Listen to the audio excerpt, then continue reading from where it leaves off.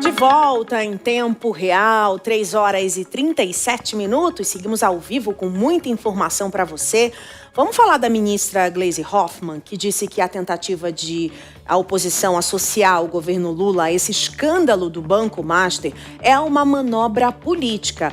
A Rani Veloso tem mais detalhes. Rani, conta melhor pra gente. É isso, o Palácio do Planalto reagiu às críticas e à tentativa da oposição de associar o governo Lula ao escândalo do Banco Master. A ministra da Secretaria das Relações Institucionais, Gleisi Hoffmann, disse que é, na verdade, uma manobra política. Gleisi reafirmou que o compromisso do governo é uma investigação rigorosa sobre o caso, que foi descoberto sob a gestão de Lula e do ministro Ricardo Lewandowski. Gleisi Hoffmann também confirmou que o presidente Lula recebeu Daniel Vorcaro, dono do Banco Master, em dezembro de 2024, mas minimizou o fato ao lembrar que é inerente ao cargo de presidente, uma vez que Lula recebeu também outros presidentes de bancos. Ela também confirmou que o presidente Lula sabia do contrato de Ricardo Lewandowski como consultor jurídico do Banco Master, mas não vê ilegalidade, uma vez que o ministro se afastou da função para assumir o Ministério da Justiça e Segurança Pública. Vamos ver o que ela disse. Quando o presidente Lula convidou o ministro Lewandowski, ele sabia que o ministro tinha contratos privados e o ministro informou que ia cumprir a lei e desvencilhar-se de todos os contratos, o que fez. Não há problema, irregularidade nenhuma, crime nenhum ele ter contrato de consultoria. E o ministro prestou um relevante serviço para o país. E quero aqui lembrar que toda essa apuração feita em relação ao Banco Master foi feita sob a gestão do ministro Lewandowski, a gestão da Polícia Federal, e foi na gestão do ministro Lewandowski que o presidente do Master, o Vorcaro, foi preso. O governo também continua as articulações para manter o veto do presidente Lula ao projeto de lei que prevê a redução das penas aos condenados pela trama golpista. A ministra disse que o veto tem caráter pedagógico em favor da democracia e citou quais são as pautas prioritárias do governo para o Congresso Nacional, como o fim da escala de trabalho 6x1, além da regulamentação dos trabalhadores por aplicativos, a PEC da segurança e o projeto de lei antifacção, além do acordo de livre comércio entre Mercosul e União Europeia, que será enviado ainda na próxima semana pelo presidente Lula. De Brasília, Rani Veloso.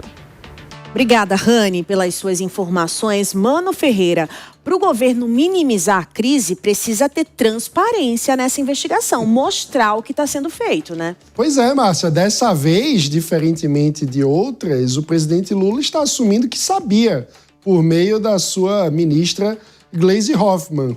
Pelo menos há um avanço no conhecimento do presidente. Mas é escandaloso, porque, afinal de contas, qual foi o serviço efetivamente prestado pelo ministro Ricardo Lewandowski ao Banco Master?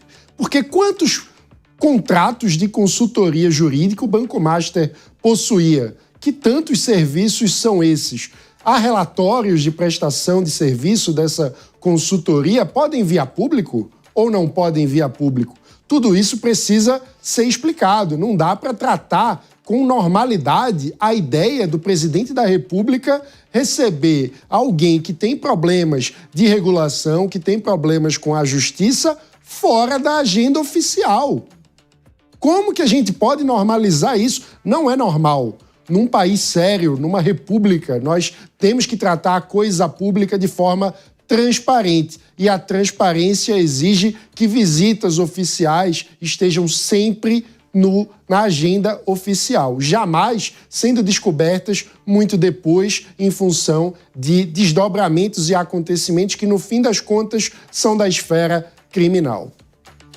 Eu quero ouvir ainda também a análise da Priscila Silveira. Na verdade, eu quero dividir em duas perguntas de várias que são feitas nesse momento sobre essa história. Um ponto é, estamos inaugurando um novo normal de um ministro oferecer uma consultoria? E o segundo ponto é, quando um escritório de advocacia tem alguém que já foi ligado a um fórum, a um tribunal, que já tem um conhecimento, opera com consultorias, é uma concorrência legal ou desleal sobre os outros advogados que também estão no mercado, professora? Bruno, se a gente falar de ilegalidade, como eu disse, a gente não vai apontar um crime em si, mas não se espera que um ministro, né, porque parece que ele recebeu em dezembro de 2023, depois ele entra no governo, mas os filhos dele continuaram a prestar o serviço. Então, a gente não tem como normalizar um entendimento que não tenha sido, e aqui eu não estou afirmando que houve tráfico de influência, mas qual o escritório de advocacia que vai ser contratado? Dos filhos de um ministro da Justiça que continuam a prestar esse serviço ou do João, né, do João Xavier, que não é conhecido, que não tem nenhuma influência. Então, inevitavelmente, fica a dúvida. Não basta a gente parecer honesto, tem que afirmar a honestidade, é o que está acontecendo ali. Então, acaba, né, da gente ter a dúvida, e a dúvida é muito complicada para quem exerce um cargo que é, né, um cargo importante. Então, é isso que até o Mano colocou. Quais foram prestados? Ele ganhava ali R$250 mil para essa consultoria. Se não há problema, se não há ilegalidade, coloca à prova quais foram os serviços que foram prestados. E aqui eu quero dizer uma coisa, a gente não tinha quarentena, né? Porque se ele realmente, se tivesse essa quarentena, ele não poderia ter assumido, né, o cargo de ministro e continuar prestando a consultoria através do seu escritório, que, repito, ele é dirigido pelos filhos do ministro. Agora, só fazendo aqui um adendo com relação à fala da Gleisi Hoffmann, ela fala que a parte ali contrária, né, a oposição não pode polarizar, colocando o governo Lula dentro do cenário. Eu quero aqui dizer para a ministra que ninguém está colocando. O problema está posto, não é? Ela mesma afirma aqui dentro de uma agenda, porque a gente poderia normalizar também uma agenda que não foi colocada de forma pública se fosse algo que corresse risco, né? Tivesse risco à vida do presidente, para ele não ter ali a agenda colocada a público, que não foi, né? Foi uma reunião a portas fechadas, num sigilo, parecendo um período inquisitivo, onde não se poderia saber o que foi feito lá. Então, diferentemente do que foi colocado pela ministra, de que há uma polarização, de que eles estão usando isso para o enfrentamento contra o governo, não, o problema está posto. Nós temos dois problemas já colocados e afirmados por ela.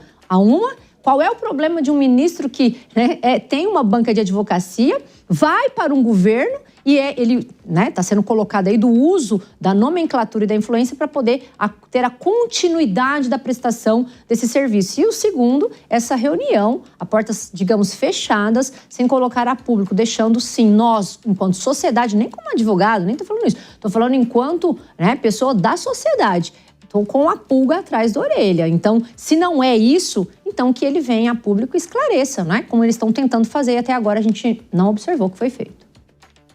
As incertezas e as análises sobre essa história que vai render e muito com investigações tanto no Supremo Tribunal Federal e com a expectativa de chegar também numa CPI no Congresso Nacional.